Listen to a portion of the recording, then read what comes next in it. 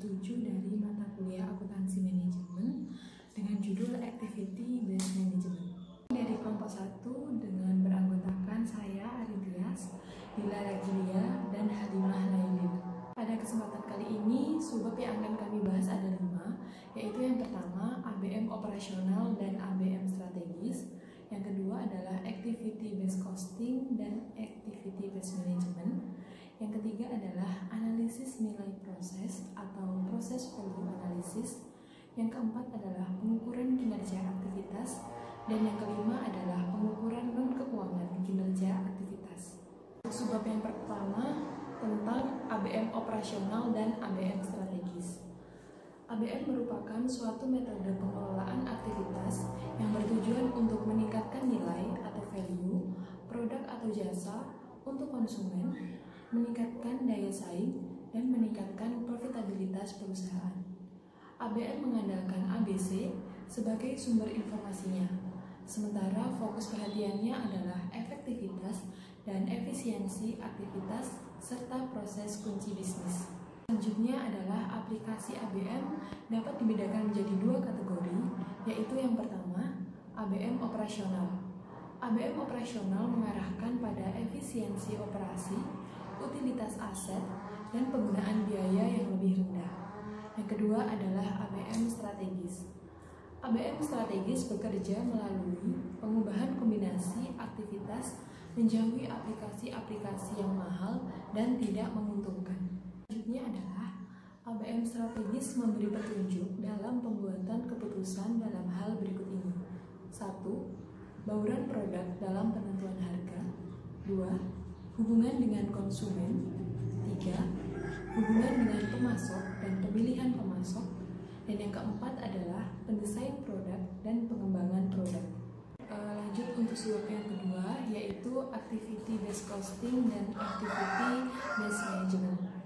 ABC merupakan bagian ABM yang digunakan untuk hal-hal berikut. Pertama, mendesain produk atau jasa untuk memenuhi konsumen dan mampu menghasilkan laba dengan modal yang tinggi. Kedua, memberi tanda untuk melanjutkan atau menghentikan perbaikan kualitas, kecepatan, dan efisiensi yang berkelanjutan. Ketiga, mengarahkan penentuan bauran produk dan keputusan investasi. Yang keempat, memilih pemasok. Yang kelima, negosiasi produk, fitur, kualitas, dan layanan untuk konsumen. Keenam, memanfaatkan proses distribusi dan layanan pada konsumen. Dan yang terakhir adalah meningkatkan nilai produk dan jasa perusahaan. Lanjut ke subbab yang ketiga, yaitu analisis nilai proses atau proses value analysis. Model IBM memiliki 2 dimensi, yaitu dimensi biaya dan dimensi proses. Di dalam analisis nilai proses terdapat 4 analisis, yaitu yang pertama, analisis pemicu, di dalamnya mencari akar penyebab. Yang kedua adalah analisis aktivitas, di dalamnya adalah mengidentifikasi dan menentukan kandungan nilai. Yang ketiga adalah analisis bernilai tambah dan tidak bernilai tambah. Dan yang terakhir adalah strategi pengurangan biaya. Selanjutnya, di dalam analisis aktivitas, di sini analisis ini menjadi elemen kunci dalam metode Kaizen. Analisis aktivitas mengurangi biaya dengan 4 cara. Yang pertama adalah penghapusan aktivitas atau activity elimination. Yang kedua adalah pemilihan aktivitas atau activity selection. Yang ketiga adalah pengurangan aktivitas atau activity reduction. Dan yang keempat adalah pembagian aktivitas atau activity sharing. Baik, untuk subbab yang selanjutnya akan dilanjutkan oleh Dila. Terima kasih. Yang selanjutnya yaitu pengukuran kinerja aktivitas. Ukuran keuangan dari kinerja seharusnya juga memberikan informasi khusus mengenai pengaruh dalam bentuk uang atas perubahan kinerja aktivitas. Jadi, berbagai ukuran keuangan harus menunjukkan potensi penghematan sesungguhnya. Ukuran keuangan untuk efisiensi aktivitas meliputi laporan biaya bernilai tambah dan tidak bernilai tambah, tren dalam laporan, biaya aktivitas, benchmarking, anggaran fleksibel berdasarkan aktivitas, dan life cycle cost budgeting. Pelaporan biaya bernilai dan tak bernilai tambah yaitu mengurangi biaya bernilai tambah adalah salah satu cara meningkatkan efisien aktivitas. Penekanan pada biaya tak bernilai tambah menunjukkan tingkat pemborosan yang dialami perusahaan, sehingga memberikan informasi mengenai potensi perbaikan. Hal ini akan mendorong para manajer untuk lebih menekan pengadilan aktivitas tak bernilai tambah. Biaya bernilai tambah adalah berbagai biaya yang harus ditanggung oleh perusahaan. Pelaporan tren. Laporan tren menunjukkan pengurangan biaya yang terjadi. Perbandingan berbagai biaya aktual dari dua periode akan menghasilkan penurunan yang sama. Namun, pelaporan biaya yang tak bernilai tambah tidak hanya menunjukkan penurunan, tetapi juga tempat penurunan tersebut terjadi. Standar bernilai tambah seperti juga hal lainnya bukanlah hal yang tetap. Teknologi baru, desain baru, dan berbagai inovasi lainnya dapat mengubah sifat dari aktivitas yang dilakukan. Aktivitas bernilai tambah dapat diubah menjadi aktivitas tak bernilai tambah dan tingkat nilai tambahnya juga dapat berubah. Yang selanjutnya itu benchmarking.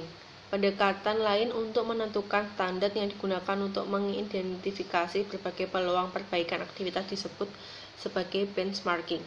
Benchmarking menggunakan pabrik terbaik sebagai standar untuk mengevaluasi kinerja aktivitas. Dalam suatu perusahaan, berbagai unit berbeda yang melakukan beberapa aktivitas yang sama akan diperbandingkan. Melalui pembagian biaya aktivitas pembelian dengan jumlah pemesanan pembelian yang dibuat akan menghasilkan biaya per unit 20 per pesanan. Kini, jika biaya unit yang terbaik adalah $15 per pesanan, maka pabrik dengan biaya per unit $20 per pesanan akan tahu bahwa pabrik tersebut akan mampu memperbaiki efisiensi aktivitasnya paling tidak $5 per unit. Dengan mempelajari praktik pembelian dari pabrik yang terbaik, efisiensi aktivitas seharusnya meningkat. Selanjutnya, anggaran fleksibel berdasarkan aktivitas. Anggaran berdasarkan aktivitas memungkinkan dilakukannya prediksi beberapa jumlah biaya aktivitas jika terjadi perubahan jumlah aktivitas yang digunakan. Hal ini berbeda dengan pendekatan tradisional yang dalam penyusunan anggaran menggunakan asumsi bahwa semua biaya dipengaruhi oleh cost driver yang sama, misal jumlah unit yang diproduksi, atau jam kerja langsung atau jam kerja mesin. Pelaporan kinerja apabila perusahaan menggunakan. Baik, selanjutnya saya akan menjelaskan tentang pengukuran kinerja non-keuangan. Pengukuran non-keuangan menjadi penting untuk dilakukan karena banyak data-data non-keuangan yang bersifat kualitatif yang menyangkut operasional perusahaan maupun yang menyangkut hubungan organisasi dengan lingkungan eksternalnya yang mempunyai pengaruh besar terhadap kelangsungan hidup perusahaan. Ukuran-ukuran non-keuangan tidak dapat menggantikan ukuran-ukuran keuangan. Keduanya saling melengkapi. Selanjutnya, balance scorecard. Balance scorecard dapat didefinisikan sebagai berikut. Alat ukur yang menyediakan pihak manajemen sebuah kerangka komprehensif yang menerjemahkan visi dan strategi perusahaan ke dalam seperangkat ukuran kinerja yang terpadu. Selanjutnya, perspektif keuangan. Pengukuran kinerja keuangan mengindikasikan apakah perencanaan dan pelaksanaan strategi memberikan perbaikan yang mendasar bagi keuntungan perusahaan. Perbaikan-perbaikan ini tercermin dalam sasaran-sasaran yang secara khusus berhubungan dengan keuntungan yang terukur, pertumbuhan usaha, dan nilai-nilai pemegang saham. Kaplan dan Norton menggolongkan 3 tahap dari siklus kehidupan bisnis, yaitu yang pertama, tumbuh. Tumbuh atau growth merupakan terhadap tahapan awal dari siklus kehidupan bisnis. Perusahaan yang berada pada tahap ini umumnya menghasilkan produk-produk dengan prospek yang cukup cerah. Oleh karena itu, perusahaan-perusahaan tersebut mengarahkan segala sumber daya yang dimiliki untuk mendukung perkembangan produk-produk mereka. Di antaranya untuk membangun dan memperluas berbagai fasilitas produksi, jaringan distribusi, dan prasarana yang ada. Yang kedua adalah sustain, memiliki ketatnya persaingan pasar yang ada saat ini. Besar kemungkinannya perusahaan berada pada tahap ini di mana perhatian terpusat pada bagaimana mempertahankan mangsa pasar yang dimiliki oleh perusahaan agar terus meraih laba. Yang ketiga yaitu harvest. Tahap ini merupakan tahap kematangan, tahap di mana perusahaan melakukan panen terhadap investasinya yang telah dilakukan pada 2 tahap sebelumnya. Perusahaan tidak lagi melakukan investasi yang besar kecuali melakukan pemeliharaan dan perbaikan fasilitas, tidak melakukan ekspansi atau membangun suatu kemampuan baru. Tujuan utama dalam tahap ini adalah memaksimumkan arus kas yang masuk dari kegiatan operasi perusahaan dan penghematan berbagai kebutuhan modal kerja. Perspektif pelanggan ini merupakan sumber pendapatan perusahaan yang merupakan salah satu komponen sasaran keuangan perusahaan. Jika suatu perusahaan ingin mencapai kinerja keuangan yang baik dalam jangka yang panjang, mereka harus menciptakan dan menyajikan suatu produk atau jasa yang bernilai tambah bagi pelanggan. Perspektif pelanggan memiliki 2 kelompok pengukuran.